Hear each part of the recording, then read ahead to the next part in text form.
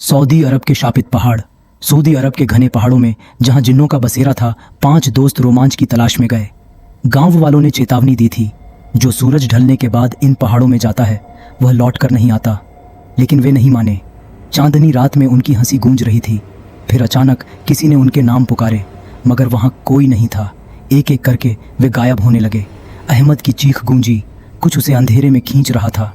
फातिमा की टॉर्च झपकने लगी और उसी पल उसने देखा सैकड़ों लाल आंखें चट्टानों के पीछे से उन्हें घूर रही थीं। हमें यहां से भागना चाहिए, हसन ने कहा, लेकिन उनके चारों ओर अंधेरा घना होने लगा।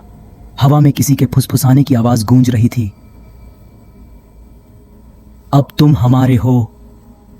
आखिरी बार उनके रेडियो से एक कांपती हुई आवाज आई, हमें यहां नहीं आना चाहिए था, ये हमें जाने नहीं देंगे। और फिर मौन। सुबह खोजी दल वहां पहुंचा, लेकिन ना कोई शव मिला, ना कोई संकेत। बस जमीन पर खून के धब्बे और एक फटी हुई डायरी पड़ी थी, जिसका आखिरी पन्ना बस इतना कहता था, हम जिन्नों की दुनिया में हैं।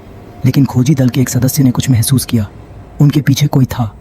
ठंडी सांसें उसकी गर्दन पर महसूस हो रही थीं। उसने डर से पीछे देखा और फिर वो भी गायब हो गया।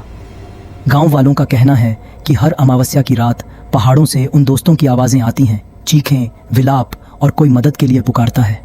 मगर जो उनकी मदद करने जाता है वो भी पहाड़ों का हिस्सा बन जाता है। अब भी कई लोग उन पहाड़ों के पास जाते हैं, कुछ शौक के लिए, कुछ सच्चाई जानने के लिए। लेकिन जो अंदर जाते हैं वो कभी बाहर नहीं आते, और जो कभी लौट कर आए थे उनके होंठ सीले हुए थे।